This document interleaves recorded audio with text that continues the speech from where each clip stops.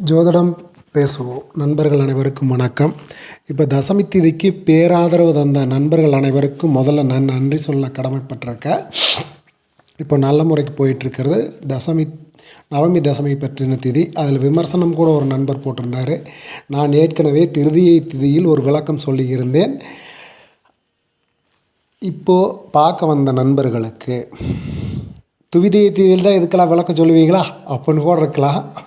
நாம் ஒரே நண்பர்களாக பயணிக்கிறதுனால இதை கொஞ்சம் சகிச்சுக்குங்க. இப்போ என்ன பண்ணுறது, விளக்க சொல்கிறதுக்காக தொடர்ந்து பயணிக்கிற நண்பர்களுக்கு விளக்க சொல்லிடுறேன். திதி என்பது எப்படி மனித வாழ்க்கையில் விளையாடுது, அந்த ஒரே ஒரு அங்கம் மட்டும் பஞ்சாங்கங்களில் எடுத்து பேசுகிற போது மீதி இருக்கிற 4 அங்கங்களான வாரம், நட்சத்திரம், நாமயோகம், கரணம் என்ற 4 விஷயங்களை ஒரு பக்கம் வைத்துவிட்டு திதி என்ற ஒரே ஒரு விஷயத்தை விளக்கி கொண்டு வருகிறேன். அவ்வளோதான். இந்த விளக்கி கொண்டு வருகிற போது நீ ஏன் நெகட்டிவ் சொல்கிற அப்படின்னு கேட்குறாங்க. இது நான் நெகட்டிவை சொல்லுவதற்காக இந்த பதிவுகளை போடுவது ஒன்றும் எனக்கு நோக்கம் அல்ல. ஒருத்தரோட உடம்புல ஒரு டாக்டரு செக்கப் பண்ணுறாரு அப்படின்னா ஒரு நல்ல விஷயத்தை செய்வதற்குத்தான். இந்த தீர்வுகள் இந்த மாதிரி பிரச்சனைகளில் இருக்கும்போது காரணங்கள் தெரியாது தடுமாறுகிற ஒரு வாழ்க்கையில் இருக்கக்கூடிய மனிதனை இந்த காரணங்கள் இந்த திதியின் மூலமாக உருவாகிற போது இந்த வாழ்க்கை இப்படி திதிகளால் விளையாடுகிறப்படுகிறது அப்படின்னு தெரிந்தால் அதிலிருந்து வெளிவதற்கு ஒரு சுபமான நல்ல வாழ்வை தேடி தீர்வுகளை தேடிக்கொள்வதற்கு அதை கண்டுபிடிச்சா தானே செய்ய முடியும். அதுக்கு தான் இப்படியெல்லாம் வாழ்க்கையில் நடக்குதுன்னா நீங்கள் ஒன்றும் யோசனையெல்லாம் பண்ண வேணாம். இந்த திதியாக இருந்து இப்படி வாழ்க்கையில் நடக்கிறது சகஜம், இதுக்கு தீர்வு பெரியவங்க சொல்லிட்டு போயிருக்காங்க, அது நோக்கி நகருங்கன்னு நம்ம சொல்கிறதுக்காக வர்றோம். அவ்வளவுதானே தவிர மற்றபடி இதை நெகட்டிவ் சொல்கிறதுனால எனக்கு பிரயோஜனம் எதுவுமே நான் எதிர்பார்த்து சொல்லலை. இப்படி ஒரு வேலை இருக்குமானால் இதுக்கு தீர்வு இருக்குது, இப்படி போக முடியும், இதில் தீர்வு பெரியவங்க சொல்லிட்டு போயிருக்காங்கன்னு சொல்லியிருக்கிறேன். ஸோ இதை அப்படி பார்வையாக பாருங்கள். ஒரு டாக்டர் செக்கப் பண்ணார்னா அதுக்கு அடுத்து ஊசி போடுறதுக்கு முன்னாடி முதல்ல நோய் என்னன்னு தெரியணுமல்ல. மருந்து கொடுக்குறதுக்கு முன்னாடி நோய் என்னன்னே தெரியாமல் இருந்தால் அதை செக்கப் பண்ணி அதுக்கான எல்லா கருவிகளும் கொண்டு ஆராய்வது, தீர்வு தேடி அவங்க நல்ல வாழ்க்கைக்குள் ஆரோக்கியமான வாழ்க்கைக்குள் செல்லுவதற்கான உடல் நலத்தை பரிசோதிப்பது மாதிரியான ஒரு விஷயந்தான் ஜாதகத்தை பரிசோதித்து ஆய்வு செய்து திதினா என்ன, கரணம்னா என்ன, நாமயோகம்னா என்ன அப்படின்னு விளக்குறதெல்லாம். சரி, 3 நிமிஷத்துக்கு பக்கம் இதை விளக்கமாக சொல்லிகிட்டு இருந்தோம்னால் போர் அடிக்கும். இப்போது துவிதியை திதியை பற்றி பேசுவோம். துவிதியை திதி பாயிண்டாக போகிற மாதிரி இருக்கும் உங்களுக்கு. இதில் மோட்ச ராசிகளான கடகம், விருட்சகம், அடுத்தது மீனம், இந்த 3 ராசிகளில் நிச்சயம் ஏதேனும் ஒரு ராசியிலாவது ஒரு கிரகமாவது நிச்சயமாக நிற்கும்.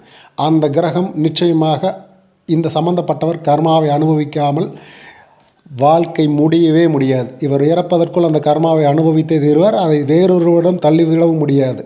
அப்படிப்பட்ட விஷயங்கள் இதுக்கு மட்டும் இல்லை. துவிதியை, திருதியை, சதுர்தசி இந்த 3க்கும் அடுத்து வரக்கூடியதில் இதே தான் விஷயமா இருக்கும். இதில் இந்த 3 வீடுகளில் கடகம், விருட்சகம், மீனத்தில் என்ன கிரகம் நிற்கிறது என்பதை பொறுத்து இந்த ஜாதகத்தின் ஒட்டு மொத்தமும் மாறும். இதற்கு தீர்வு சொல்லு அப்படின்னு கேட்டால் நான் என்ன சொல்லுவேன்? அப்படிப்பட்டது தான் திதி. இதில் விளையாடுவது எப்படி விளையாடும் அப்படின்னா, இந்த 3 கிரகங்களின் ஆளுமை, 3 ராசிகளில் இருக்கக்கூடிய கிரகங்களின் ஆளுமையில் இயங்கும் ஒன்று. இது ஒன்றுனா இன்னொரு பார்ட் இருக்குது.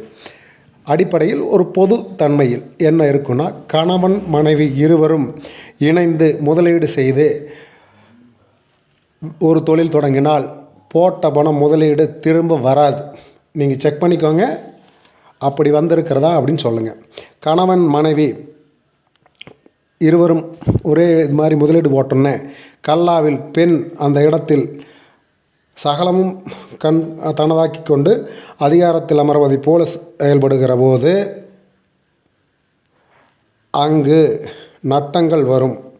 அப்போ பெண்களை குறை சொல்கிறீங்களான்னு நீங்கள் செக் பண்ணிட்டு சொல்லுங்கள். ஆனால் மாற்றமும் வரும். பெண் ஆளுமைக்குள் இருக்கிற ஆணாக அவர் மாற வேண்டிய சுச்சுவேஷன் வரும். மீனாட்சி ஆட்சி இருக்கிற ஒரு இடத்தில் அப்படிங்கிற மாதிரி பெண்களை நான் எப்போதும் உயர்வாக பார்ப்பவன். ஆனால் இதில் மாறுகிற போது இந்த திதி இப்படி வேலை செய்ய ஆரம்பித்து விடும் என்கிறது சொல்கிறத என்னுடைய தனிப்பட்ட கணிப்பாக நீங்கள் எடுத்துக்கொள்ளக்கூடாது. பெண்கள் தயவுசெய்து இப்படி எடுத்துக்காதீங்க. முதலீடு செய்யாதீங்கன்னே நான் சொல்கிறேன். இப்படி இருவரும் சேர்ந்து முதலீடு செய்தால் அந்த பணத்தை திருப்பி எடுப்பதற்குள் கருத்து வேறுபாடு உங்களுக்குள் வந்துவிடக்கூடாதுன்னு நோக்கத்தில் பேசினா நீங்கள் ஒரு நோக்கத்தில் டைரக்ஷனில் யோசிச்சிடாதீங்க. ஏன்னா எல்லாத்துக்கும் பயந்தே பேச வேண்டியது இருக்குது. கத்தி மேல் நடக்கிற மாதிரி ஒவ்வொரு தடையும் சொல்ல முடியாது. அச்ச உணர்வுக்குள் தள்ளுவதல்ல, தெளிவுக்குள் தள்ளுவது தான் என்னுடைய நோக்கம். தெளிவுக்கு கொண்டு வருவது தான் என்னோடய நோக்கம். இப்போ பார்த்தீங்கன்னா பெண் கொடுமையெல்லாம் எங்கேயும் நடக்கிறதில்ல, ஆண் கொடுமைகள் தான் அனுபவிக்கிறார்கள் நிறைய ஆண்கள். அப்படிங்கிற மாதிரி ஒரு சூழ்நிலையை ஆண் மனதிற்குள் விதைப்பதற்கு இந்த ஒரு மெல்லிய காரணம் வந்துவிடக்கூடாது. ஆகவே உங்கள் கணவரோடு நீங்கள் தொடர்ந்து பயணித்து மகிழ்ச்சியாக வாழ்வதற்கு இது போன்ற விஷயங்களை அவர் முன் நிறுத்தினால் அதை தவிர்த்து விட்டு ஒழுங்காக உன்னுடைய வேலை பார் என்பது போல் நீங்கள் விலகுவது தான் சரியாக இருக்கும் அப்படிங்கிறது என்னுடைய தனிப்பட்ட கருத்து. இதை நீங்கள் வாழ்க்கையில் செக் பண்ணி பார்த்துட்டு நான் பார்ப்பேன், டெஸ்ட் பண்ணி பார்த்துட்டா அப்படின்னு இறங்குனீங்கன்னா ஓகே, உங்களோட அது தனிப்பட்ட ரிஸ்க்கு. என்னோடது நான் கவனிப்பு எச்சரிக்கை சொல்லுவது தான் என்னுடைய வேலை. எச்சரிச்சிட்டேன். இந்த திதியில் எப்படி வேலை செய்யணும், திருமணத்துக்கு பிறகு தான் இந்த திதியே வேலை செய்யும். நீங்கள் தனியாக இருக்கும்போது பெருசாக வேலை செய்கிறதில்ல. திருமணத்துக்கு பின்னாடி தான் இந்த திதி பெரும்பாலும் தன் வேலையை செய்வதற்கு தொடங்குகிறது. கணவன் மனைவி இருவருக்கும் பணம் மனம் சார்ந்த போராட்டங்கள் இருக்கும். இந்த திதியில் பிறந்த தம்பதிகள், அதாவது தம்பதிகள் ஆனதுக்கு பிறகு பொருளாதார அப்படிங்கிற விஷயம், வீடு வாசல், மனம் சார்ந்த பிரச்சனைகள், பணம் சார்ந்த பிரச்சனைகளில் இணைக்கவே கூடாது. இந்த விஷயங்களில் இவர்களை அதிகப்படியாக இணைத்து கொள்ளக்கூடாது. காம்பினேஷன், பார்ட்னர்ஷிப், இந்த விஷயம் பிரதமைக்கு வர மாதிரியே துவிதைக்கு வரும். ஆனால் துவிதை முற்றிலும் வேறு ஒரு கோணத்தில் செல்லும். இதில் பெண் கை ஓங்குவது போல் தெரிந்தாலும் வீழ்ச்சி, கடுமையான குடும்ப நிலையில் வீழ்ச்சி, பொருளாதார வீழ்ச்சிகளை இது குழுக்குழு தள்ளிடும். மேலோட்டமாக அது மாயை, அதை நம்பி இறங்கிறாதீங்க அப்படிங்கிறது தான். மனைவியின் நகைகளை, இன்னொரு விஷயம், ஆணாக இருந்தால் மனைவியின் நகை நட்டுக்களை வைத்து தொழில் செய்யக்கூடாது. பணத்தை கூட கேட்கக்கூடாது. இன்னொன்று, மாமனார் வீட்டிலேருந்து வந்தால் கூட கேட்கக்கூடாதா அப்படின்னெல்லாம் கேட்டுறாதீங்க. அது மாதிரியான விஷயங்கள், சிந்தனைகள், விளையாட்டுத்தனங்களையெல்லாம், இந்த கேள்விகள் கிண்டல்களையெல்லாம் நானும் நிறைய தடவை நிறைய நண்பர்கள் பேசி கேட்டு எல்லாம் பண்ணதுக்கப்புறம் அது சீரியஸாக மாறும்போது எல்லா விளக்கம் சொன்னதுக்கப்புறம் அந்த ஒரு 50 ஜாதகத்தை ஆய்வு பண்ணிகிட்டு இருக்கும்போது கேள்விகள் இந்த மாதிரி கிண்டலாக கேட்டு அதுக்கு விளக்கங்கள் சொல்லி ஆய்வுகள் சொல்லி அது ஃபைனலில் ரொம்பவே அழுத்தமாகி அதன் பிறகு பிரச்சனைகள் இருந்து வெளிவந்த நண்பர்கள் நிறைய இருக்கிறார்கள். அதனால் இதை எச்சரிக்கை பண்ணுறேன். எந்த காரணத்துக்கு கொண்டும் மாமனார் வீட்டிலிருந்து வந்த எந்த பொருளையும் மனைவியின் பொருளை வைத்து விளையாடி விடாதீர்கள்.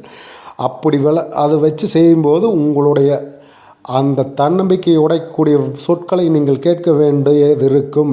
உங்களுடைய சுயமரியாதையை நீங்கள் இழக்க வேண்டியது இருக்கும்னா இதில் ரிஸ்க் எடுக்கிறது உங்களோட தனிப்பட்ட பாடு. பெண்களாக இருந்தாலும் இந்த விஷயத்தில் கொஞ்சம் கவனமாக இருங்க. முதல்ல ஒரு எச்சரிக்கை, 2வது தடவை எச்சரிக்கிறோம்.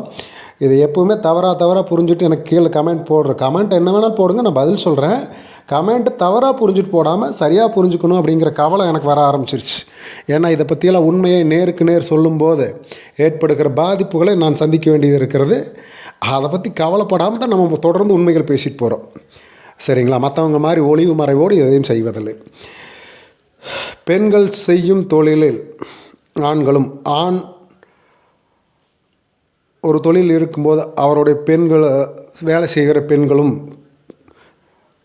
அவர்களுடைய வேலைகளில் ஒருவரோட வேலையில் இன்னொருவர் தலையிட்டால் பிரச்சனைகள் வெடிக்கும்.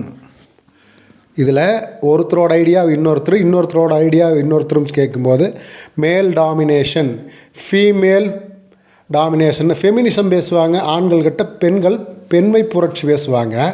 ஆண்கள் இந்த பொம்பளைகிட்ட பேசி புரிய வைக்க முடியாது, அடைஞ்சிட்டு பேசுகிற நிலமை வந்துடும். இந்த நிலைமையை தவிர்க்க வேண்டுவதற்காகத்தான் எச்சரிக்கை பண்ணுறேன். உடனே நீங்கள் வேறு என்ன டைரெக்ஷனில் புரிஞ்சுக்கிட்டாலும் அதை பற்றி உங்களுடைய தனிப்பட்ட புரிதலை நான் அடிக்கடி திருத்த முடியாது. புரிதல் தெளிவாக இருக்கட்டும் அப்படிங்கிறதுக்காக நான் திரும்ப சொல்லிகிட்டு இருக்கிறேன். பெண்களும் எந்த விதத்திலும் தலையிட்டு கருத்து சொல்லும்போது மிக எச்சரிக்கையாகத்தான் அணுக வேண்டும். அதுபோக திதியில் இதே திதியில் 2 பேர் இருக்காங்கன்னா அவங்க 2 பேர் இணைச்சிடக்கூடாது. மிகப்பெரிய தீவிர பிரச்சனைகளுக்கு அது காரணமாயிரும். ஒரு சண்டை மிகப்பெரிய தீவிரமாகி பெரிய அளவுக்கு வளர்கிற மாதிரி ஃபஸ்ட்டு ஒரு சில விஷயங்கள் நடந்து அது வேறு மாதிரி போயிடும். அதே மாதிரி அவங்களுடைய அந்த சின்ன சின்ன விஷயங்கள் ஒரு என்ன சொல்கிறது, தம்பதிகளாக அணுகுகிற நிமிஷம் வரைக்கும் எல்லாமே சரியாக போகிற மாதிரியே தெரியும். அதற்கப்புறம் ஒரு 3 மாதம் கூட அதை ஸ்ட்ராங்காக நிறுத்தி மெல்ல மெல்ல மெல்ல மெல்ல அன்றைக்கி பார்த்தா ஸ்ட்ராங்காக நிறுத்தி பார்க்குறப்போ நிறைய விஷயங்களில் குறை சொல்லக்கூடிய விஷயங்கள் உருவாயிரும். அதே மாதிரி துவாதசி திதியில் தந்தைக்கு பயன் எதுவும் பெரிய அளவுக்கு இருக்காது. அப்புறம் அப்பாவோட சைடிலிருந்து வரக்கூடிய பொருளை, பணத்தை இவர்கள் பயன்படுத்தினால், அதாவது மாமனார் அந்த மாதிரி மாமனார் வீட்டிலிருந்தோ இருக்கக்கூடிய விஷயங்களையோ டாமினேட் அவங்க மேலே பண்ணும்போது அதுவும் பிரச்சனைக்குள்ளாகும். பெண்ணாக இருந்தாலும் ஆணாக இருந்தாலும் ஒரு போட்டி, நாளைக்கு அது போட்டி மனப்பான்மையை பிரச்சனைகளை உருவாக்குவதற்கு பிரிவினைக்கான முதல் விதையாக அது சொல்லப்பட்டு இது பண்ணும். அதே மாதிரி பெண்களான களத்தை, அதாவது இதில் நீங்கள் சுக்கிரனையும் ரொம்ப பார்க்க வேண்டியது இருக்கும். குருவையும், குழந்தை பிறப்பு வந்ததுக்கப்புறம் குருவையும் ஆழமாக பார்க்க வேண்டியது இருக்குது. தனி ஜாதகங்கள் இருக்கக்கூடிய சின்ன மாறுபாடு தவிர பொது விதி இது தான் நாம் நிறைவாக செய்திருக்கிறோம்னு நம்புகிறேன். இதற்கு தீர்வுகள் இல்லையான்னு கேட்டால் நிச்சயமாக பெரியவங்க தீர்வு சொல்லிட்டு போயிருக்காங்கன்னு ஆரம்பத்துலேருந்து சொல்லிகிட்டு இருக்கிறேன். அது தனி ஜாதகத்தை பார்த்துத்தான் சொல்ல வேண்டும். மற்றபடி தனியான பொதுவான தீர்வுகள் இதில் சொல்லப்படுவதற்கு வாய்ப்புகள் இல்லை.